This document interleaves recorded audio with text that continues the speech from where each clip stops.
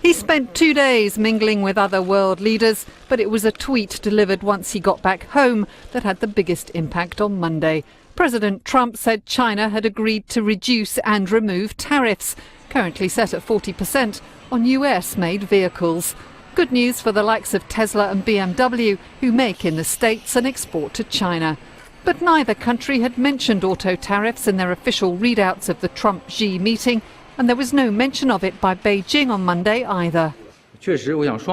Actually, the consensus reached is to halt the imposition of new tariffs. And at the same time, the two leaders instructed their economic teams to intensify talks to remove all tariffs so they can reach a mutually beneficial win-win agreement.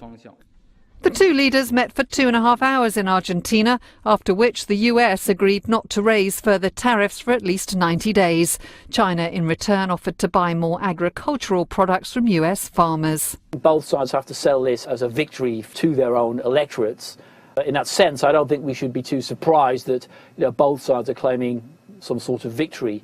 And there are still other deep divisions: intellectual property protection, non-tariff trade barriers and cyber theft among the topics which will now be discussed.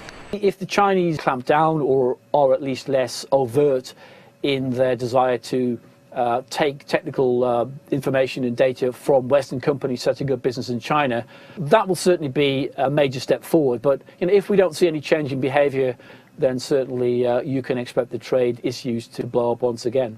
The other problem is the ongoing impact of the current tariffs. An economic slowdown in China is expected to continue as domestic demand weakens.